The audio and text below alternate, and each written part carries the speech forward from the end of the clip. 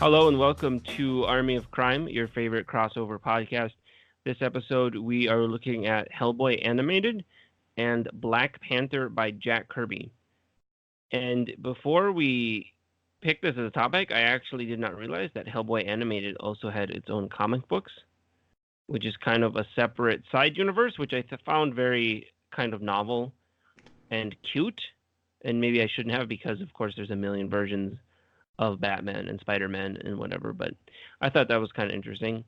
And then we're also going to look at the run on Black Panther that Jack Kirby did in the Bronze Age, which is kind of a lesser discussed, both as a Jack Kirby arc and as work on the Black Panther.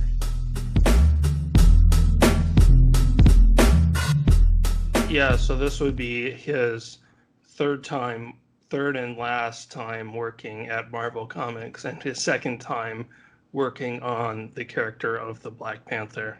In the mid to late 70s, he went back to working for Marvel after creating the Fourth World at DC, and he started working on a Black Panther solo series, the character that him and Stan Lee had created back in the 60s for the Fantastic Four. And he did 12 issues of the Black Panther. So then the question is, Matt, what did you think of Jack Kirby's Black Panther series? I don't usually say this when I go through Kirby stuff, but I did feel a little underwhelmed by it, if we're being completely honest. The art is really cool, and there is, of course, a lot of cool designs and a lot of interesting concepts, which is what we would expect from Mr. Kirby. I feel like the story was a little stretched thin, again, if we're being honest. And this is time at Marvel, he also made the Eternals, which we had a previous episode above, which we both loved for any number of reasons. And here you do get some of that energy. His art is really firing on all cylinders. There's a lot of great images. I felt like the story was a little thin. And, you know, if someone is going into this from watching the Black Panther movie or reading more contemporary Black Panther comics, they're probably going to be a little confused. So in this, we don't really get into the interesting concept of Wakanda as like the sole uncolonized nation on Earth or something like that, or even their unique status in the world. If I had to compare it to anything, it's almost like Black Panther as Indiana Jones. He's like a globe-trotting world adventurer. Yeah, he seems to get roped into the adventures of these like collectors who are obsessed with these like rare artifacts, and he has to go fetch them. And the opening one is about this like golden frog that's a time machine of sorts.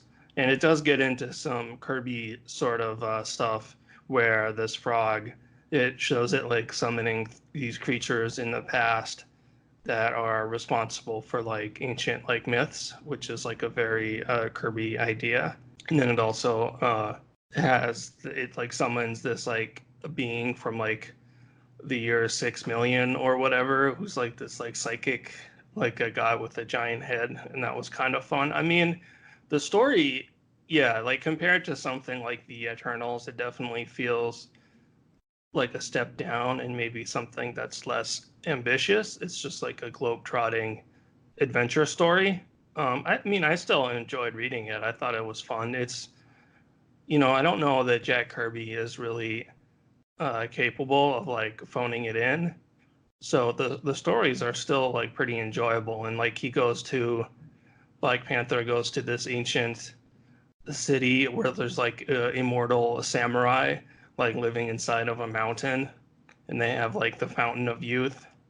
And there's like, yeah, like a guy from the year like 6 million who has like a giant head and has like psychic powers and is like can like blows up like alien spaceships in the future with his mind disintegrator rays. And there's 4 of Black Panther's relatives who all like team up to become like superheroes to help fight this guy who like turns into a giant monster after being exposed to vibranium. So I mean, you're definitely right in that there's like it seems like there's like multiple issues that are just about Black Panther trying to get back to Wakanda, and he keeps running into all these like absurd situations.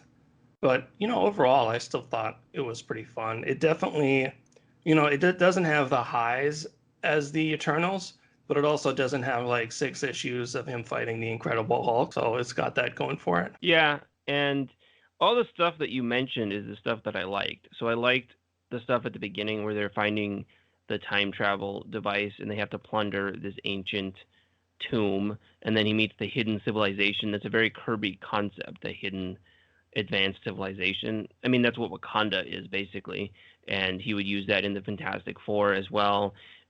For the reservation, there's like a secret advanced native reservation that Wyatt Wingfoot is from, and then the Inhumans, the Eternals, the Fourth World are kind of like that. And then here you get the samurai with the Fountain of Youth. I liked all that stuff. I felt like when he's trying to get back to Wakanda, and like you said, he was almost like the Odyssey, where you keep getting spun into like these side adventures. I kept waiting for him to get back to Wakanda. I felt like it was like he was kind of spinning the wheels a little. I don't know. Did you not feel like that? Yeah, I did feel like that a little bit. It did kind of seem like they were just like stretching it out. So I would not disagree with you about that. And then the issue at the end. So he writes and draws issues 1 through 12.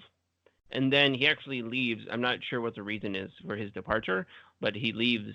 And this was not a storyline I was particularly interested in, again, if we're being perfectly honest.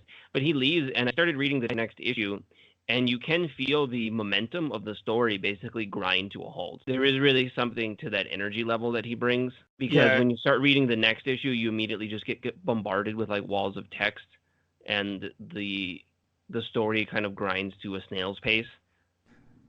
And it's kind of a testament to, with Jack Kirby operating kind of at the height of his powers here in the late Bronze Age. This is the time period, like we mentioned, that he had made the Eternals, and after he'd left DC, where he had made, the Demon, OMAC, the Fourth World. He can still make something that, on paper, is a little thin.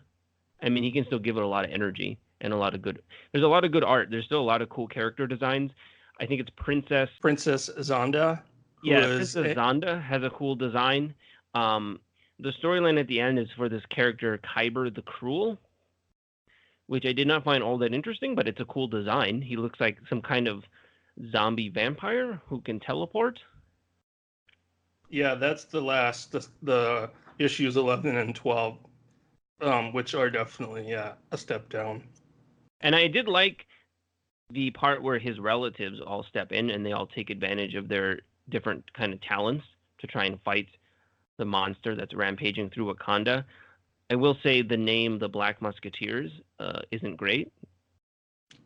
Yeah, it's like we're still in, I guess Kirby, to his credit, was making a series starring the Black Panther and populating it with mostly like black characters. But he still has a thing with like having a black character have the name the Black Blank, which is a little old-fashioned, you might say. Yeah, but it was the storyline with them in it is fun. That's actually the interesting part of that. It's like Black Panther is trying to get back to Wakanda, and there's like a lot of wheel spinning, and the stuff happening in Wakanda is actually more interesting than the stuff with Black Panther, which is kind of weird and not what you would expect at all, actually. But I like the little part where his 4 relatives are trying to do their best while he is trying to make his way back there. Yeah, they basically team up. They all put on like Black Panther style costumes, and the 4 of them together basically try to fill in for one Black Panther while he's gone. And they're like normal, average people who are not, trained super like kung fu fighters, but they use their skills from their other parts of their life. Like one of them is a race car driver, which I thought was kind of fun. What did you think about the part where he accidentally stumbles onto the set of Star Wars? Yeah, that's kind of funny. He stumbles into a science fiction movie, and it made me think of the movie Argo, which is about where they're making a fake science fiction movie that was ostensibly based off of some kind of Kirby designs. He seems to have really had an interest in if he could have somehow produced like a Star Wars like movie. It's also interesting that in a plot element, ostensibly this is just something to distract Black Panther while he's trying to get back to Wakanda, and he still makes up all these like costumes and things for you to look at while you're doing it. Like instead of just having a film crew, it's a film crew of a science fiction movie, and there's people walking around dressed like aliens and robots and all kinds of stuff. As you mentioned, he never just like phones it in. It's never just like a room full of people. Right. Did you like one detail that I really liked, which I thought was interesting, was how whenever Black Panther was about to get into a fight with someone, he would don his ritual mask, which I thought was interesting. Like he couldn't fight anybody until he like put on his mask. I don't know. That's an interesting. Like he tried to he emphasizes the fact that the Black Panther is like part of this like ancient cult to protect the vibranium mound, and he sort of like emphasizes kind of like the mysterious aspect of that. I don't know. I thought that was kind of fun. What was your favorite Kirby-ish concept in this series? I liked the Hatch 22 guy. Oh yeah. That was pretty great. He's the guy who they accidentally summoned from the future with this. It's sort of weird because they have this time machine, but it's a one-way time machine. So when you activate it, all it does is summon someone from the future to the present, which doesn't really seem like it would be all that useful. But yeah, they summon this guy from the year 6000 where humans all live underground in these underground cities and have giant heads and psychic powers that they use to blow up alien spaceships. And they have to try to return this guy to his own time before he uses his psychic powers to disintegrate them all. I really liked the hidden city of Immortal Samurai, which is almost like some kind of samurai themed Wakanda, because you see that they actually brought all their commoners with them. It's not clear if the commoners also get to live forever, but it's not just a band of people. It's like a little country. It's like a little city. Yeah, they say that the peasants are the descendants of the people, so only like They do. Okay. the 9 like samurai are the ones that are like immortal. But yeah, it kind of made me think of like a Shangri-La kind of thing. Yeah, I did like the Solomon's Tomb. I'm not going to say that chasing a little frog statue is that interesting of a plot element. It is kind of a cool, like a random time machine, I guess is what you'd call it. It's like a unstable time machine. You could have a lot of fun with that concept, but the little frog, there's a lot of like items, like magic items, which ties into the fact that he's interacting with these quote unquote collectors who are like these super rich people who chase rare artifacts.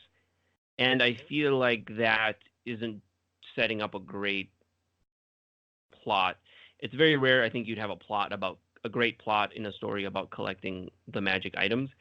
I think he does as good with it as you could.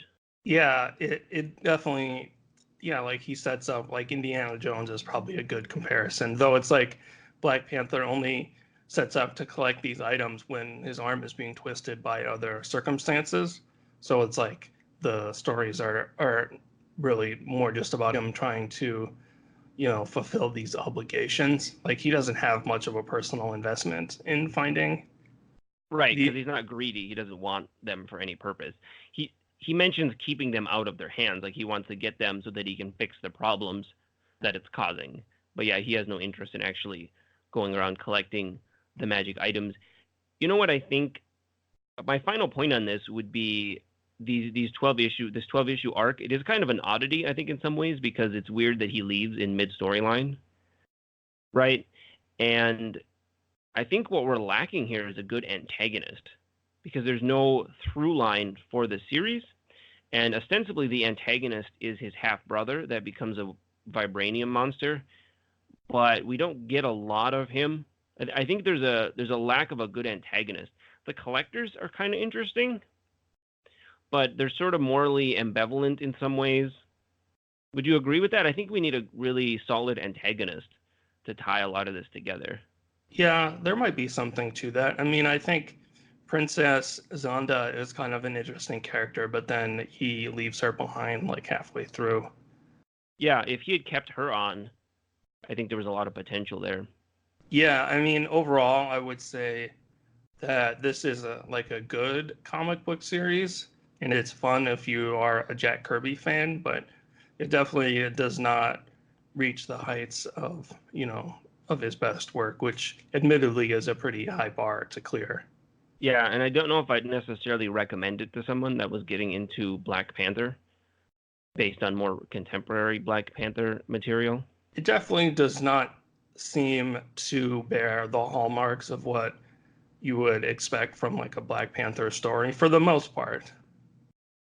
We should say, though, that the art is great. There's a lot of great art, and I have absolutely no complaints about that. There's a lot of great scenes. There's vistas. He has, the hidden cities and the technology and the costume designs and the different characters. So the art is great. So it's not, I don't want to say I'm dissing it, but it's not the Eternals if we're looking at Bronze Age Marvel Kirby. When they reveal King Solomon's tomb, there's a great panel showing all these like Kirby machines. So yeah, there's definitely a lot of like, if you're into Jack Kirby's kind of like angular, detailed science fiction style, like there's definitely a lot of fantastic images to kind of marvel over. It's just, yeah, like you said, the story is a little thin overall.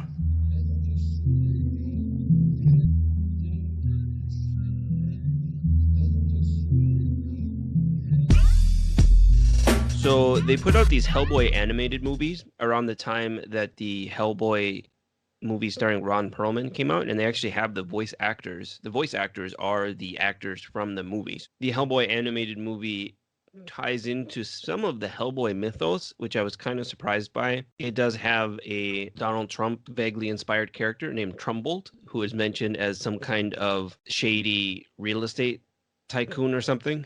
Yeah, so the premise of this film is that it flashes back to Professor Broom, who is also voiced by John Hurt, as he is played by John Hurt in the film, the live action film. He fought this like evil witch, I guess, who was like a follower of the goddess Hecate, and then in the modern times, it has them investigating this haunted house that's owned by this sort of, like Donald Trump stand-in who's trying to like turn the house into some like a tourist trap kind of place based on the fact that he has all these like haunted artifacts or whatever, and that the house is supposedly haunted. So they're there to investigate it. And originally they're all just kind of like laughing it off, but Broom wants to go there because he suspects that his old nemesis, this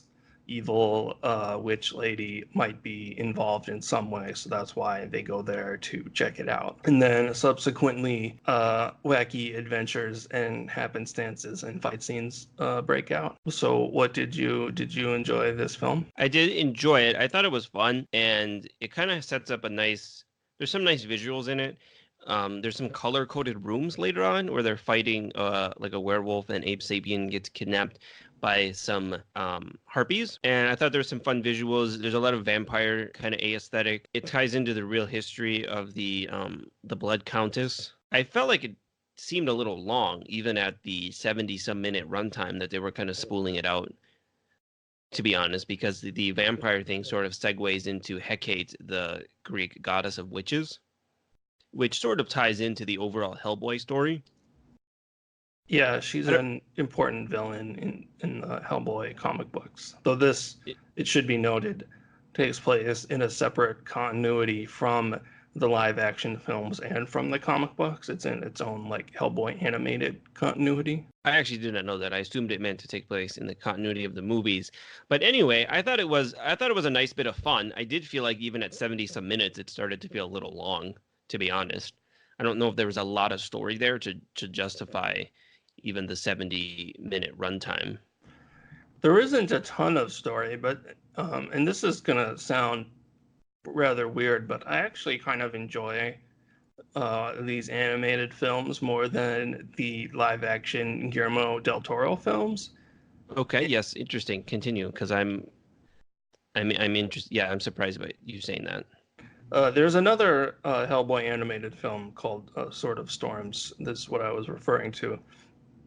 But the one that we watched with the Blood and Iron. But yeah, so the reason for that is I feel like that they are, you say there's a lot less story involved, which is true. And I think part of why that I enjoy them more than the live action films is I feel like the live action films get larded up with this extra story involved with Hellboy's character development and with the like a romantic subplot, which I don't think that the live action film actually does justice too much. And I think that it just ends up becoming sort of this like wasted time that they devote to like Hellboy and Liz Sherman like being a couple, which I don't think really works at all. And like Abe Sapien is in love with this princess that he like just meets, and I don't buy that at all. And Hellboy has to like learn to stop being such like an irresponsible youth or whatever, even though he's like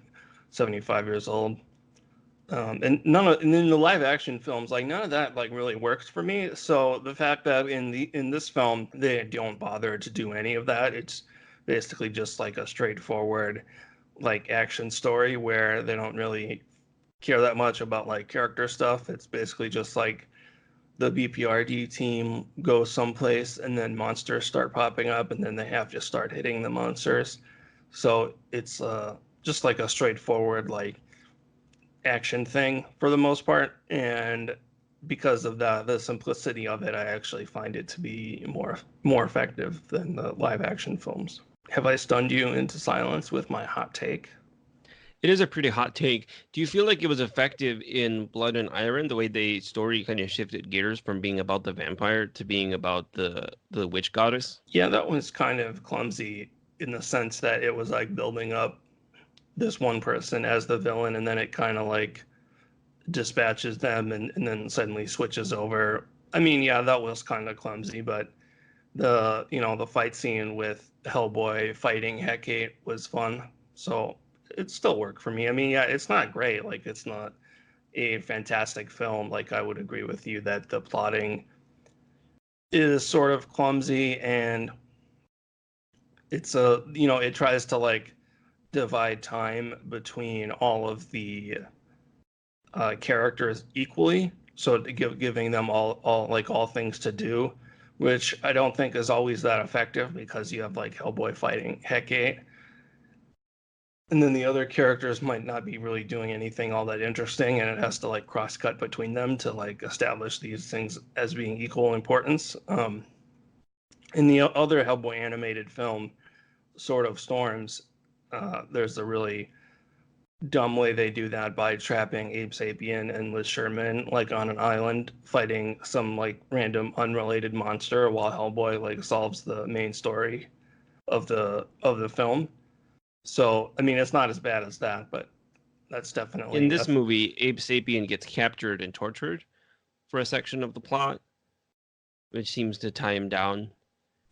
Yeah, that's what I'm saying. Like while Hellboy is fighting the big bad, they have to have something for everyone else to do. So yeah, they have Abe Sapien get like captured for a little while.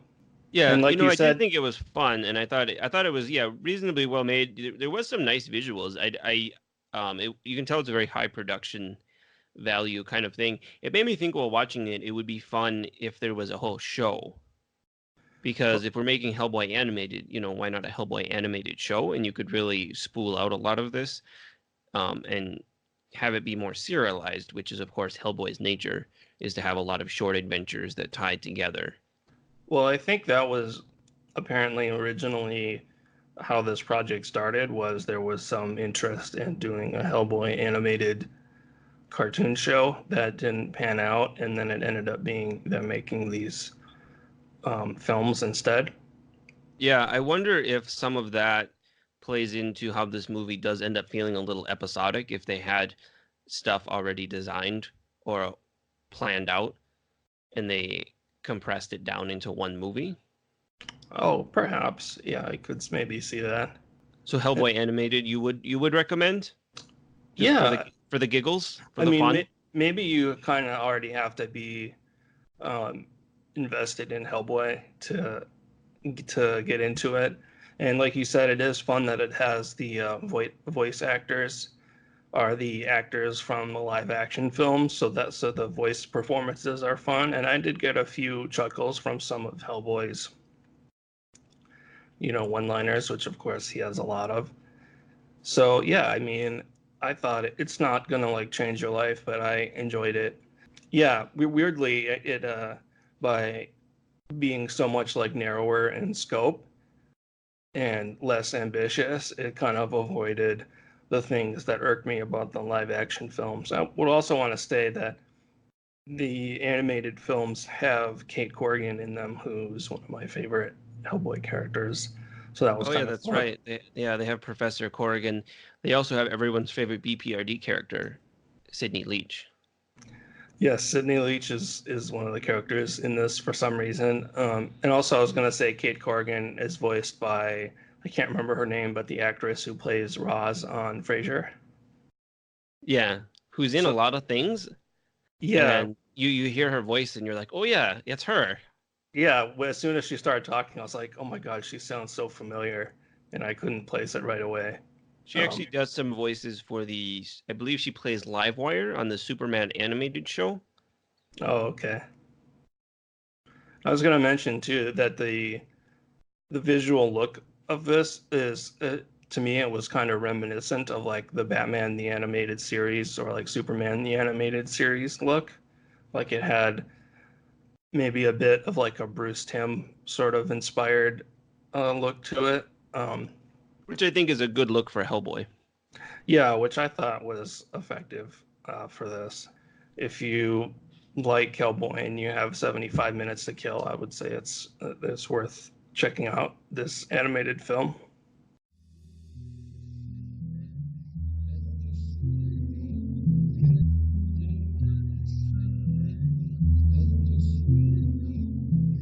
So Matt, Yeah. did you have anything that you would like to recommend?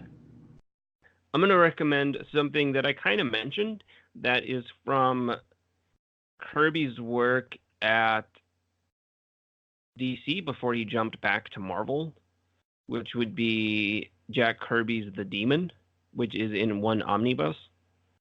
So the Demon was one of the characters that he had created when he had jumped over to DC, and he had a short run on the Demon, which is like a weird mixture of horror and like horror fantasy, and then with a lot of kind of superhero elements in it.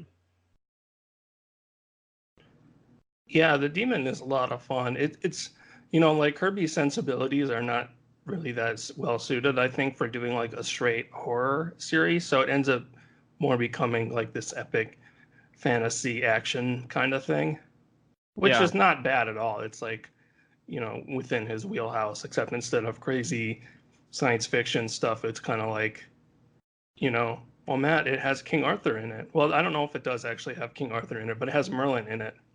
Because is it Merlin like the villain in The Demon? yeah, and there's a number of other really good characters.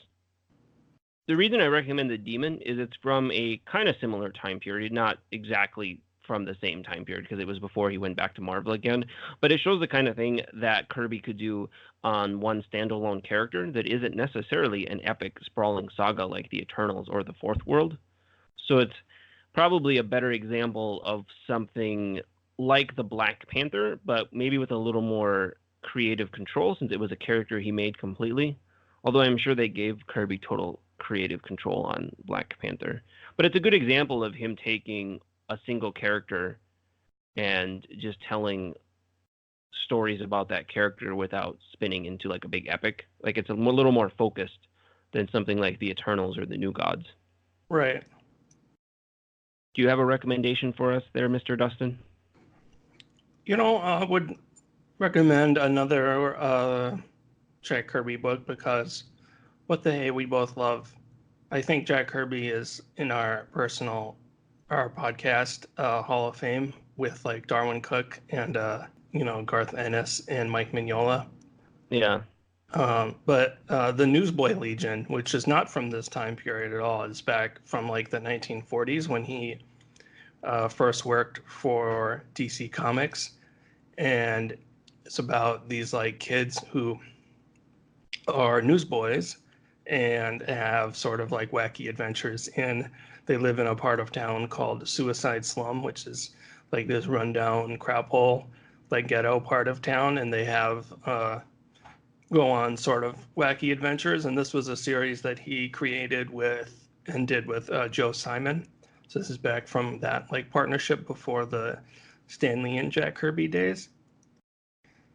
And kind of what I find interesting about Newsboy Legion is that, I mean, the comics themselves are really fun, but it's interesting from a sort of class perspective, because you have these stories that are explicitly about like poor kids who are surviving in this like sort of horrible like rundown a slum, and their adventures are usually about that, about like rich politicians or like youngsters like trying to take advantage of people in their neighborhood, or of them trying to like find ways to like escape from the neighborhood with like get rich quick schemes or other kinds of things. So the stories have this like interesting like class perspective, which I really appreciate, and which I believe is somewhat autobiographical from like Jack Kirby's own childhood. And there's two hardcover collections of the Joe Simon and Jack Kirby Newsboy Legions. I know at some point, I believe like World War II started and like other people started doing them, but I believe the first volume is just like straight up Simon and Kirby stories, and they are a lot of fun.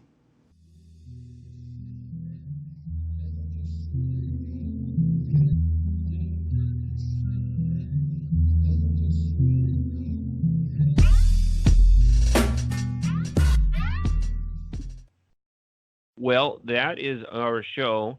We skipped the annoying pre-show banter this time. We'll have to make sure to include some of that next time. I'll save up some really good banter. Yeah. As always, you can find us on the things. I am at Twitter. I am not at Twitter. I am on Twitter at Army of Crime. Dustin is on Twitter at Dustin44444. Throw some extra fours on there if that. Yeah, why not? Could be 444444444. Sure. Website is armyofcrime.com, where we catalog all our stuff if you want to poke through the archives, so to speak. We are on Apple Podcasts, Google Podcasts. We are on Stitcher. So we're on pretty much all the things if you want to catch our show and you found this, say, on like a old CD that was burned that you found washed up somewhere, and you're wondering how you can find the rest of the episodes. It's a very likely scenario. Yeah. Like, we always recommend people to find the show, but haven't you already found the show if you're listening? I don't know. Anyway, if you are here and you have found us on an app, you could definitely leave a review. That would be great. If you want to leave a review, that's how the algorithms catalog all our self-worth. So 5-star review would be tremendous. Do you have anything you would like to add to that? If you like it, leave a review or come yell at us on Twitter and tell us we're dumb. Either way, we just, whatever you feel, just let us have it. Yeah. Well, as always, stay alive out there, people.